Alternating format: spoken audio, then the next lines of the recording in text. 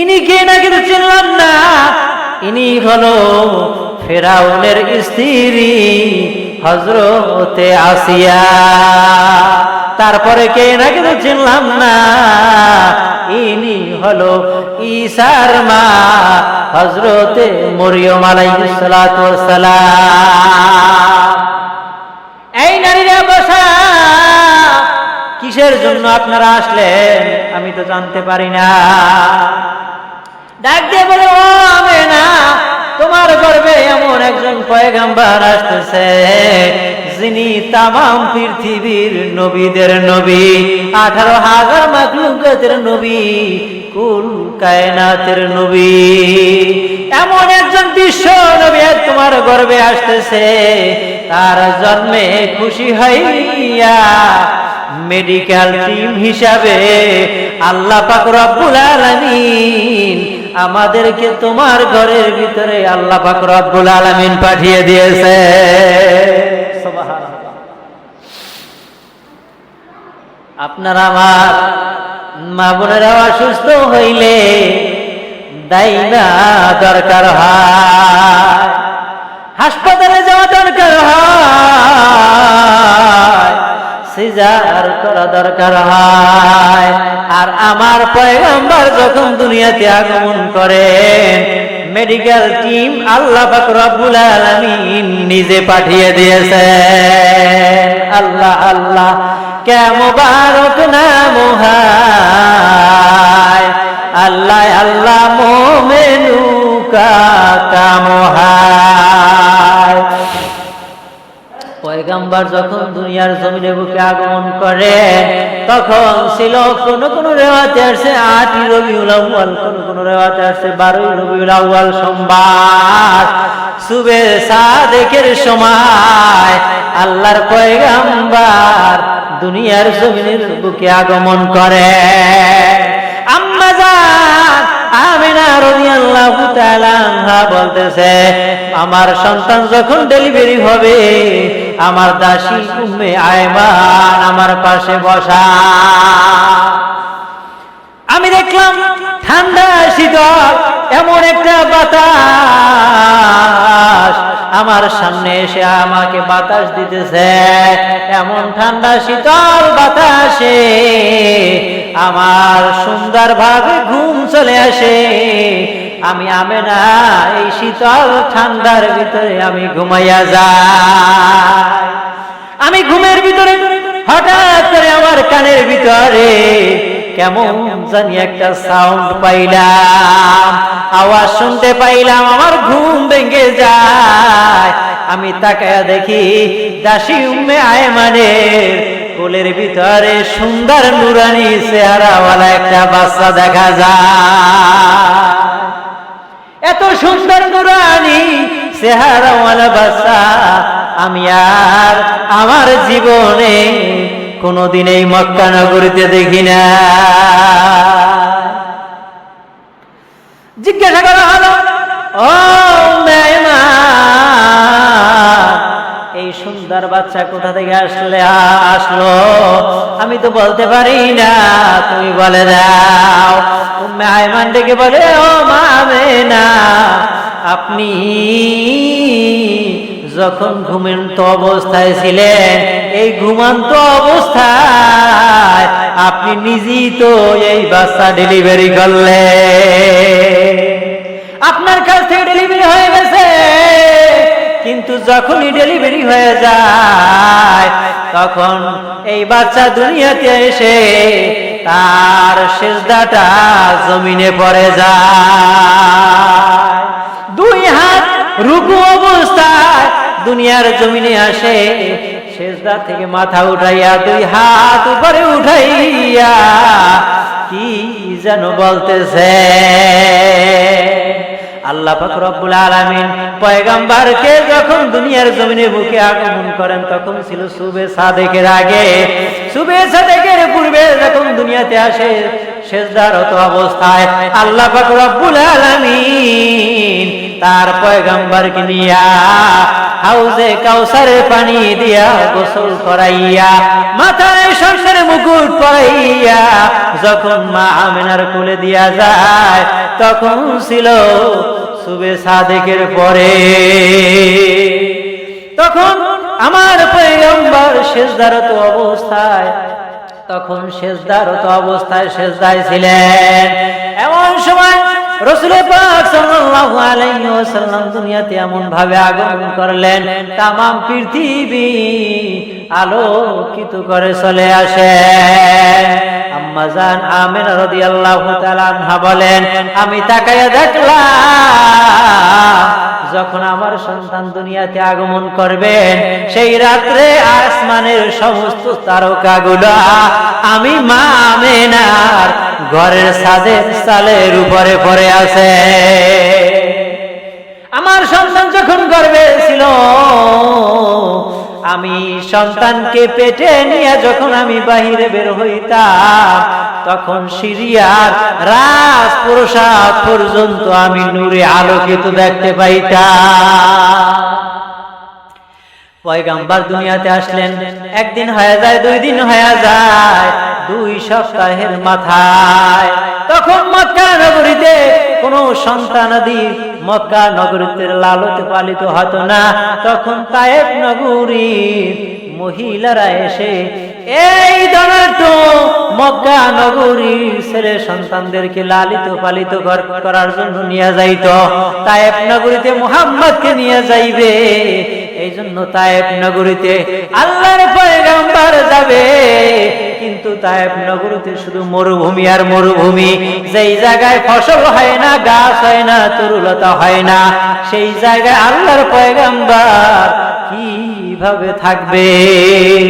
এই জন্য আল্লাহ পাক রব্বুল আলামিন জিবরাইলকে ডেকে বলে, ও জিবরাইল যাও যাও যাও, নীল দরিয়া থেকে মাটি উঠাইয়া, তায়েফ নগরীর মাটিগুলা উঠাইয়া নীল দরিয়ার ভিতরে ফালাইয়া দাও, আর নীল দরিয়ার মাটিগুলা উঠাইয়া তায়েফ নগরীর জমিনটা ভরপুর করে দাও। তায়েফ নগরীতে আগে ফসল হইতো না, এখন যখন তায়েফ নগরীতে জিবরাইল আলাইহিস সালাতু ওয়াস সালাম তার পাখা দিয়া নীল দরিয়ার ভিতর থেকে মাটি উঠাইয়া যখন তায়েফ নগরীর ভিতরে দিয়ে দেওয়া হয়, তায়েফ নগরীতে এখন ঘাস হয়, তরুলতা হয়, গাছপালা হয়, সব কিছু ফসল ভরপুর হওয়া শুরু করে দেয়। তায়েফ নগরীর সমস্ত লোকজন মক্কা নগরীতে উটের পিঠে রওনা করছে। তায়েফ নগরী পুরো ফাঁকা। তায়েফ নগরীর ভিতরে দেখে গেছে গাছ নাই, তরুলতা নাই, কোনো কিছু নাই, শুধু মরুভূমি আর মরুভূমি। যখন মক্কা নগরীতে প্রবেশ করেন, প্রবেশ করার পর মা আমিনার গর্ভে যখন কোলের ভিতরে মুহাম্মদকে দেখতে পায়, সবাই দেখে পছন্দ হয়ে যায়। এত সুন্দর চেহারাওয়ালা সন্তান আমার জীবনে আর কোনোদিন দেখি না। এত সুন্দর নুরানি চেহারা আমার জীবনে আর কোনোদিন দেখি নাই। এর বাবা কি আছে? না না, এর বাবা গর্ভে থাকা অবস্থায় 6 মাস আগে বিদায় নিয়ে চলে গেছে। অর্থাৎ ধনী ব্যক্তি ছাড়া সন্তানাদি নেয় না। তাহলে এই গরিব সন্তান নিয়ে আমাদের কোনো লাভ নাই। এই গরিব সন্তান লালিত পালিত কইরে যদি কোনো কিছু না পায়, তাহলে এই সন্তান পাইলে লাভ কি? লাভ আছে? কোনো লাভ নাই। সবাই ধনাঢ্য ব্যক্তিদের সন্তানাদি নিয়ে গেল। একজন মহিলা, এই মহিলার নাম হইল হালিমা। হালিমার নসিবে কোনো সন্তান জুটল না। তার নসিবে একটা সন্তান জুটে নাই। হালিমা চিন্তা করলো, আমি তায়েফ নগরীতে আবার যাব, একেবারে খালি হাতে ফেরত যাব তা ভালো দেখায় না। যেহেতু আমার নসিবে কোনো সন্তান আদি আসলো না, তাহলে যাই ওই এতিম মুহাম্মদকে দেখি নিয়ে যাওয়া যায় কিনা। একেবারে খালি যাব, তার চাইতে তো ভালো। মুহাম্মাদের কাছে চলে গেলেন। মুহাম্মাদের চেহারার দিকে যখন তাকাইলেন, তাকাইয়া মায়া সৃষ্টি হয়ে যায়। এবার মুহাম্মদকে নিয়ে হালিমা যখন রওনা করে তায়েফ নগরীতে উটের পিঠে যখন সওয়ার হয়, যখন রওনা করে পথিমধ্যে উট খুব ল্যাংড়া ছিল, দুর্বল ছিল। কাফেলার লোকজন সবাই অতিক্রম করে আগে চলে গেছে, আর হালিমা কাফেলা ছেড়ে পিছনে পড়ে আছে। এবার এই শিশু মুহাম্মদকে কোলে করে নিয়ে যায়। উটের ওলানের ভিতরে দুধ নাই, মুহাম্মদকে কি পান করাবো? খাবার তো নাই, খাবার শেষ, পানি শেষ। এখন এই সন্তানকে কি পান করাবো? এবার স্বামীকে ডেকে বলে, ও স্বামী, এই সন্তানকে যদি একটু দুধ পান করাইতে না পারি তাহলে সন্তান তো মারা যাবে, সন্তানকে টিকানো যাবে না, তাহলে কিভাবে দুধ পাবো? উটের ওলানের ভিতরে এক চিমটি পরিমাণও দুধ দেখা যায় না। এবার হালিমা ডেকে বলে, ও স্বামী আমার, এই সন্তান নিষ্পাপ সন্তান, যার কোনো গুনাহ নাই, এই সন্তানের নাম নিয়ে বলেন আল্লাহ, আমরা জীবনভর গুনাহ করেছি, পাপ করেছি, গুনাহ পাহাড় পরিমাণ করেছি, আর এই ছোট শিশু সন্তান মুহাম্মদ, যার জীবনে কোনো গুনাহ নাই, অল্প কয়েকদিন বয়স, এই নিষ্পাপ সন্তানের উসিলায় মালিক এক চিমটি হলেও আপনি ওলানের ভিতরে একটু দুধ দিয়া দেন। এ বলে যখন বিসমিল্লাহ বলে ওলানের ভিতরে হাত দিয়া যখন টান দেওয়া হয়, যে উটের ওলানের ভিতরে দুধ পাওয়া যায় না, মুহাম্মাদের নাম বলে, বিসমিল্লাহ বলে যখন ওলানের ভিতরে দোয়ানি দেওয়া শুরু করে দেয়, হালিমা বলেন আমি পেয়ালা পরিপূর্ণভাবে ভরিয়া ফেলা। মুহাম্মাদের কুদরত, পেয়ালা ভরপুর হয়ে যায়। আমি উটটাকে পান করাই, আমি নিজে পান করি, আমার স্বামী পান করে, আর শিশু মুহাম্মদকেও পান করায়। তারপরেও যখন পেয়ালার দিকে তাকাইলাম, তাকাইয়া দেখতেছি পেয়ালার ভিতর থেকে এক চিমটি পরিমাণ দুধ কমে না। কার কুদরত? আমার পয়গম্বরের নামের উসিলায়, দোয়ার উসিলায় পেয়ালার ভিতরে দুধ এক চিমটি পরিমাণও কমে নাই। এবার যখন দুধ উটকে পান করানো হয়, উট সবল হয়ে যায়।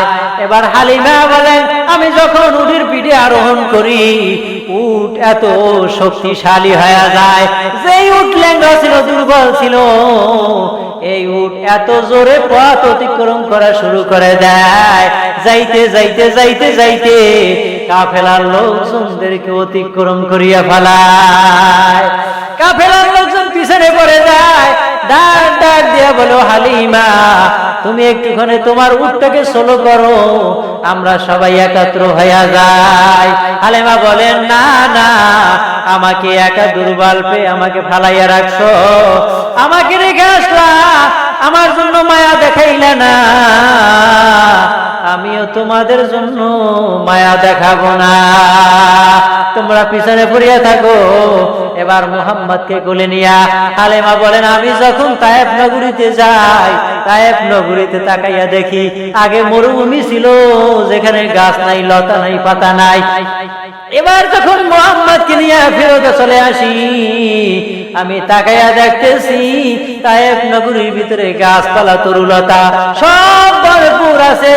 যেই গাছের ফল ছিল না, সেই গাছের ভিতরে অসংখ্য ফল দেখা যায়। যেখানে মরুভূমি, শুধু বালু আর বালু, সেই জমিনে ফসলের কোনো অভাব নাই। এটা কার কুদরত? মুহাম্মদকে নিয়ে আসলেন।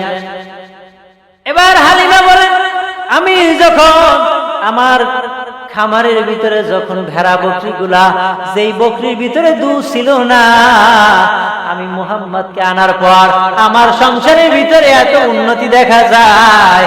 আমি যখন ঘরের ভিতরে যাই, ভেড়ার ভিতরে বকরির ভিতরে এত দুধ পাই, উটের ভিতরে এত দুধ পাই, এত পরিমাণ দুধ আমি আগে কখনো পাই না।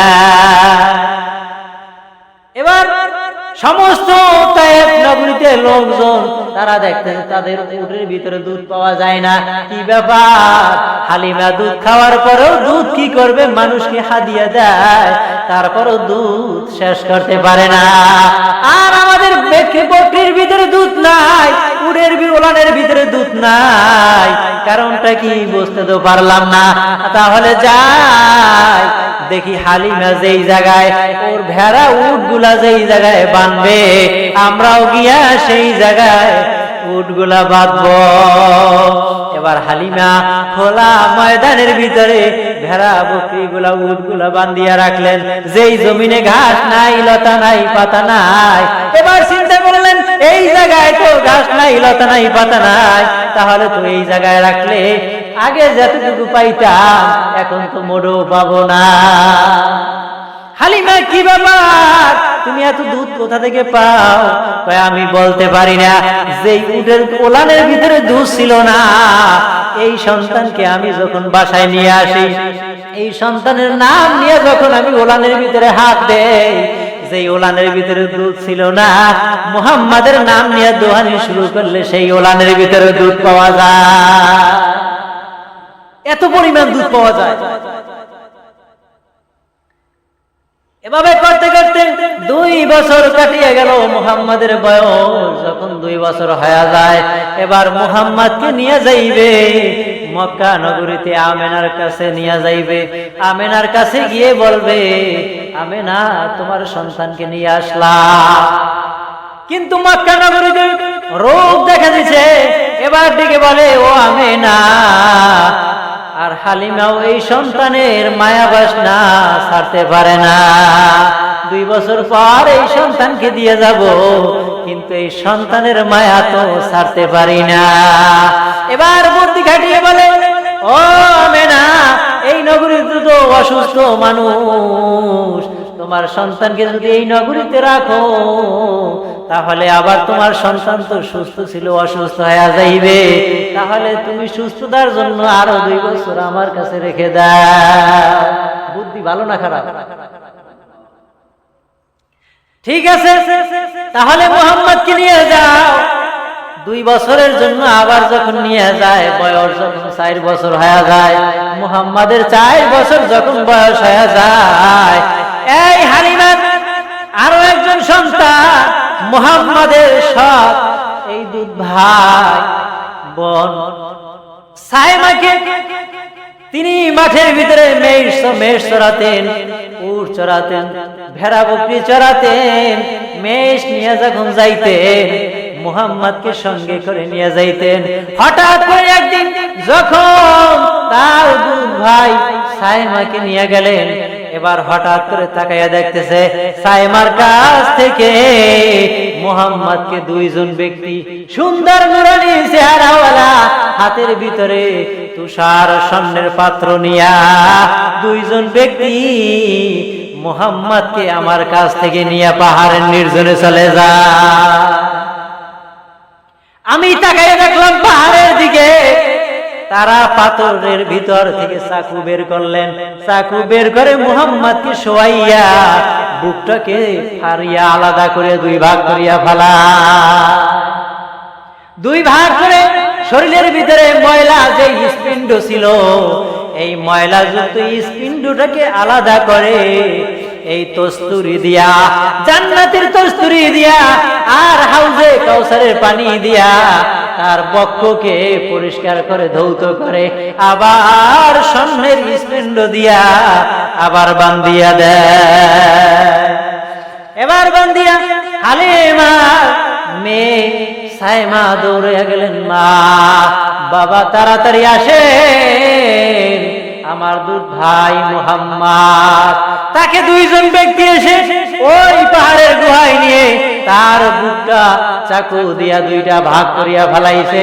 এমন কাণ্ড আমি দেখা মা সহ্য করতে পারি নাই, দৌড়ে আসলাম। এবার দৌড়ে আসে মুহাম্মদকে নিয়ে, মুহাম্মদ অসুস্থ, বাসায় নিয়ে গেল। মুহাম্মদকে সুস্থ করিয়া এবার একটা ভয় ভিতরে কাজ করতেছে, না জানি মুহাম্মদকে জিনে আসর করিয়া ফেলাইছে। খবরদার, মুহাম্মদকে আর রাখা যাইবে না। যদি মুহাম্মদকে রাখা হয় তাহলে এই জিন শয়তান কেন মুহাম্মদকে তুলে নিয়ে যায়? তাহলে আমেনার কাছে গিয়ে কি জবাব দিব? আনসালাম আনসালাম কি আশকুরিয়া। এবার 2 বছরের মাথায় আউস কি মিটিয়ে গেল। দৌড়ে গেলেন আমেনার কাছে। ও আমেনা, তোমার সন্তানকে নিয়ে আসছিলাম, নাও নাও নাও। তোমার সন্তানকে আমরা আর লালিত পালিত করতে পারবো না। কেন পারবা না? তোমরা তো খুব হাউস করে তোমরা নিয়েছিলা, তোমরা লালিত পালিত করবা না, হাউস করে নিয়েছিলা। এখন আর রাখতে পারবো না। কেন রাখবা না? কয় কারণ আছে। কি কারণ ভাঙ্গিয়া বলো। কয় না না, কি ভাঙ্গিয়া বলবো? তোমার সন্তানকে জিনে আসর করেছে। কিসে আসর করেছে? আমেনা বলেন না না, আমার সন্তান গর্ভে থাকা অবস্থায় আমার সন্তানের যতগুলো নিদর্শন পাইলাম, আমার সন্তান তামাম পৃথিবীর নবীকুলের নবী হবে। এমন একজন নবী হবে যার সংবাদ ফেরাউনের স্ত্রী আসিয়া আমাকে সংবাদ দিয়া গেল। ঈসা একজন পয়গম্বর, এই পয়গম্বরের মা মরিয়ম আমাকে সংবাদ পৌঁছাইয়া দিয়া গেলেন। এভাবে 4 জন নারী, জান্নাতি নারীরা আমাকে সংবাদ দিয়া গেল। না না, এটা হতে পারে না। আমার সন্তানকে কোনদিন কোন জিনে আসর করতে পারবে না। নবীকে কি জিনে আসর করতে পারে? আমার নবীকে জিনে আসর করতে পারে না। কারণ আমি যখন আমার সন্তানকে যখন নিয়ে দেখলাম, এই সন্তানকে হালিমা বলেন, আমি আরো একদিন তাকাইয়া দেখলাম সন্তানকে বাসায় রেখে যখন আমি একটা কাজে বের হইলাম, হঠাৎ করে তাকাইয়া বাসার ভিতরে আইসা মুহাম্মদকে আর তালাশ করে পাই না। আমি আতঙ্ক হয়ে গেলাম, কি ব্যাপার, মুহাম্মদ কোথায় গেল? মুহাম্মদকে দেখা যায় না। দৌড়ে গেলেন আব্দুল মুত্তালিবের কাছে। ও আব্দুল মুত্তালিব, আপনার নাতিকে তো তালাশ করে পাই না, কোথায় গেছে? আপনার নাতিকে দেখি না। আব্দুল মুত্তালিব দৌড়ে কাবা ঘরের কিনারে গিয়ে কাবা ঘর হাত রেখে বলতেছে, ও কাবার মালিক, আমার নাতি মুহাম্মদ কোথায় গেছে? আপনি ব্যবস্থা করে আমার কাছে এনে দেন। হঠাৎ করে তাকাইয়া দেখতেছে কাবার উত্তর পাশ দিয়া একজন লোক তিনি নিয়ে আসতেছে। মুহাম্মদকে এনে আব্দুল মুত্তালিবের হাতে উঠাইয়া দেয়। ও আব্দুল মুত্তালিব, তোমার এই নাতিকে দেখিয়া শুনিয়া রাখিও। মুহাম্মদ যখন 6 বছর বয়স হয়ে যায়, এখন 6 বছর মুহাম্মদ সব কিছু যখন আস্তে আস্তে বুঝতে পারে, জানতে পারে, এবার মুহাম্মদ 6 বছর সন্তানকে নিয়ে এবার আমার বাবা মা, আমার বংশের যারা আছে তাদের সাথে একটুখানি নানা বাড়ির লোকজনদের সাথে একটু পরিচয় করা দরকার আছে না না? এবার আমিনা বলেন, ও বাবা আব্দুল মুত্তালিব, আপনার নাতিকে নিয়ে আমি একটুখানি মদিনায় যাইতে চাই। আমার বাবা বাড়ির আত্মীয় স্বজনের সাথে একটু পরিচয় করাইয়া দিয়ে আসি। কয় বছর বয়স? আমার নবীর 63 বছর জিন্দেগি। এই 63 বছর জিন্দেগির ভিতরে যখন 6 বছর বয়স হয়ে যায়, এই 6 বছরের সময় আমেনা রওনা করবে। এবার আব্দুল মুত্তালিব ডেকে বলে, ও আমেনা, তুমি নাতিকে নিয়ে একা আমি ছাড়তে পারি না, তুমি আয়মানকে সঙ্গে করে নিয়ে যাও। সঙ্গে দিলেন আয়মানকে। আয়মানকে সঙ্গে নিয়ে আমেনা যখন মুহাম্মদকে নিয়ে রওনা করে, মুহাম্মদকে নিয়ে এবার যখন মদিনায় রওনা করে, মদিনায় পৌঁছে গেলেন। মদিনায় 1 মাস কাইটে গেল। কয় মাস? 1 মাস কাইটে গেল। 1 মাস পরে মুহাম্মদকে নিয়ে এবার রওনা করবে মক্কা নগরীতে আবার। এবার কয় বাবা চলো এবার আব্দুল্লাহর কবরটা যখন আমেনা দেখাইলেন, আমেনা কবরের দিকে তাকাইয়া তাকাইয়া গুনগুন গুনগুন করে কান্না করতেছে। এবার মুহাম্মদ তিনি মনের ভিতরে চিন্তা, আমি তো এতিম সন্তান মুহাম্মদ, আমার মা যেহেতু ওই কবরের দিকে তাকাইয়া তাকাইয়া কাঁদতেছে, তাহলে আমার বাবা আব্দুল্লাহর কবরটা ওইটাই হইতে পারে। এবার ডেকে বলে, ও সন্তান মুহাম্মদ, ওই তোমার বাবার কবর, যাও যাও যাও যাও, তোমার বাবার কবরের কাছে গিয়ে একটু সালাম দিয়ে আসো। এবার মুহাম্মদ কবরের কিনারায় গিয়া বাবাকে সালাম দিলে, বাবার মনে হইতেছে আমেনা বলতেছে, আমি কবর থেকে বিকট একটা শব্দ পাইলাম যে কবরটা একটু ফেটে যাও আল্লাহ, কবরটা একটু ফাটিয়া দুই ভাগ করিয়া দাও, আমার সন্তান মুহাম্মদকে আমি একটুখানি জড়াইয়া বুকের ভিতরে নিয়ে যাও। মুহাম্মদ কোন উশরে কান্না করলেন। এবার থেকে বলে, ও মুহাম্মদ, চলো চলো, আর দেরি করা যাবে না, আমরা এখন মক্কা নগরীতে রওনা করব। এবার মদিনা থেকে রওনা করলেন মক্কা নগরীর মধ্যবর্তী স্থানে। এই মধ্যবর্তী স্থানে যখন চলে আসে, হঠাৎ করে মা আমেনার শরীরের ভিতরে জ্বর উঠে যায়। আমেনা অসুস্থ হয়ে যায়, একদিন হয়ে যায় জ্বর কমে না, 2 দিন হয়ে যায় জ্বর কমে না। উম্মে আইমান তার মাথায় পট্টি দিতেছে, কিন্তু জ্বর ভালো হয় না। 3 দিনের মাথায় এই মক্কা মদিনার মধ্যবর্তী স্থানে আমেনাও দুনিয়া ছেড়ে বিদায় নিয়ে চলে যায়। 6 মাস যখন গর্ভে, 6 মাসের সময় বাবা হারাইলেন, আর 6 বছর যখন বয়স, 6 বছরের সময় এবার মাও হারিয়া ফেলাইলে।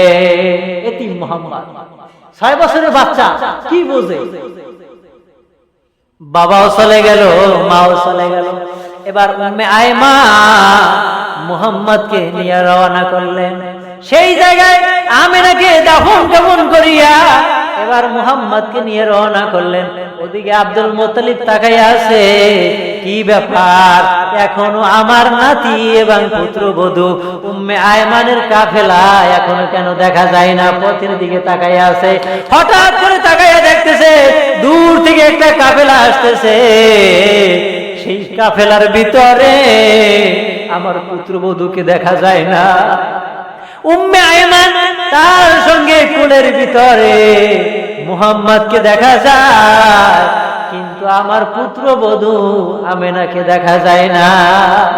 আব্দুল মুত্তালিবের মনের ভিতরে খুব বেদনা শুরু হয়ে যায়, কান্না করা শুরু করে দেয়। আমার সন্তান আব্দুল্লাহকে খুয়াইলাম, আর নাতিকে পাইলাম 6 বছরের মাথায়, না জানি আমার পুত্রবধূ কেউ হারাইয়া ফেলাইলাম। এবার কাছে যখন নিয়ে আসলো, এতিম মুহাম্মদকে কোলের ভিতরে জড়াইয়া দিনগুলা কাটতেছে মুহাম্মদ। এতিম মুহাম্মদ আর আব্দুল মুত্তালিব এরা দিন কাটতেছে। সময় টাইম হয়ে গেছে।